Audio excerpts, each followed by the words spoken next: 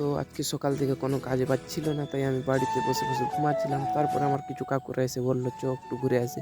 তো দেখতে পাচ্ছ এই লটারির দোকানে এসে দাঁড়িয়েছিলাম।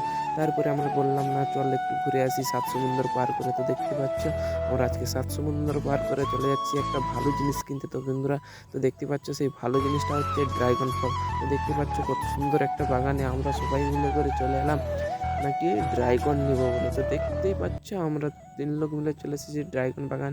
কিন্তু একটা খবর আছে যে এইখানে ড্রাগনের যে মালিক তারা কেউ নেই। তো বন্ধুরা দেখতে পাচ্ছ তার জন্য আমরা এখানে দাঁড়িয়েছিলাম, কিন্তু তারপরে দেখতে পেলাম না ওরা বাগানের মধ্যে কী সব কাটাকাটি করছিল।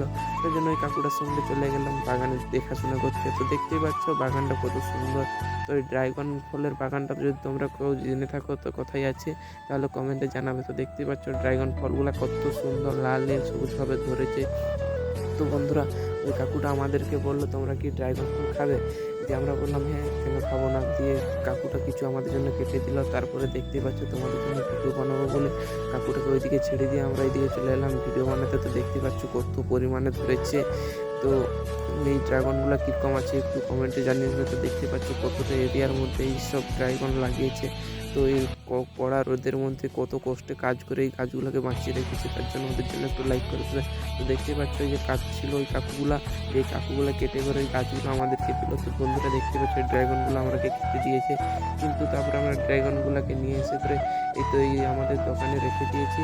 তারপরে আমরা চলে যাবো এখন আমাদের মহেন্দ্র থার নিয়ে একটু ঘোরাফেরা করতে। তো দেখতে পাচ্ছ আমাদের মহেন্দ্র থার আমাদের শোরুম থেকে বেরিয়ে গেছে।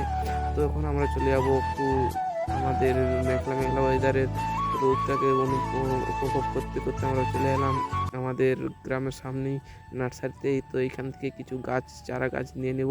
তো দেখতে পাচ্ছ এখানে সকল রকম চারা গাছ পেয়ে যাবে। তো এই নার্সারিটা কোথায় আছে তোমরা যদি জেনে থাকো তাহলে কমেন্টে বলে দেবে। তো এখান থেকে সোজা আমি বাড়িতে চলে আসছি। তো বাড়িতে তো দেখতে পাচ্ছ এই গাছগুলো আমি এখান থেকে কিনে এনেছি।